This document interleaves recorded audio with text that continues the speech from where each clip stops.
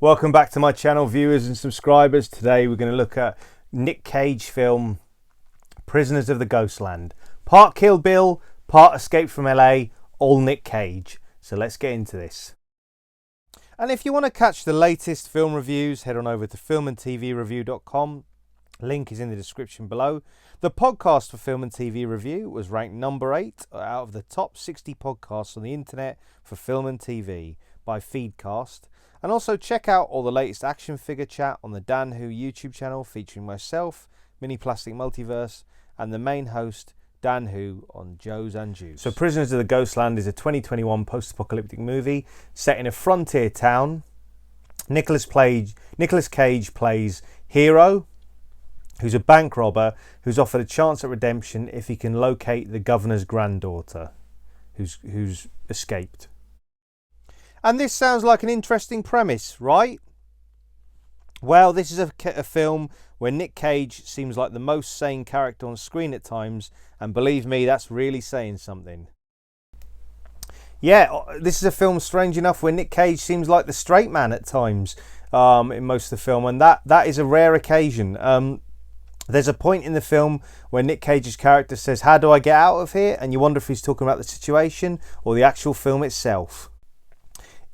Prisoners of Ghostland is a film that is very visually appealing. It's got nice looking set design, really nice costumes on the characters, and there is I think potentially a good idea for a film in here. I think what it's trying to be is like Escape from New York, Escape from LA, or maybe Escape from New York, LA in particular, where Snake Plissken has to rescue the president's daughter, I think it is, or something like that.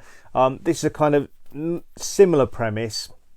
Nick Cage plays the hero of the story, who has to rescue the governor's daughter. I just think, unfortunately, the story is a bit too convoluted and a mess, which really lets it down. Yeah, I think what's really wrong here is that characters act randomly, and there's simply too many ideas or random things going on.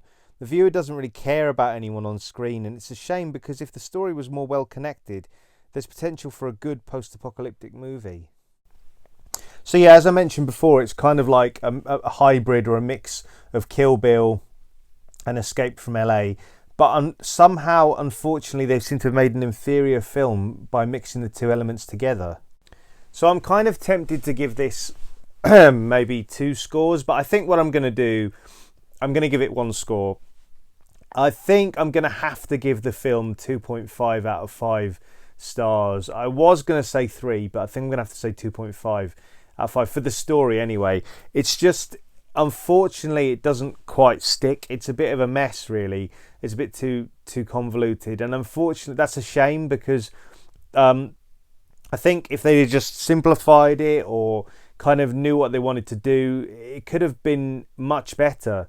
Like, I mean, you just have to look at Escape from New York, Escape from LA, how good those films are with a similar kind of premise to see what you can achieve. But I think where in the sort of, for the sake of this video, where the strength of this film lies is in a toy or an action figure line, because the characters are very toyetic. So as a film, I'd have to say probably 2.5 out of 5, unfortunately.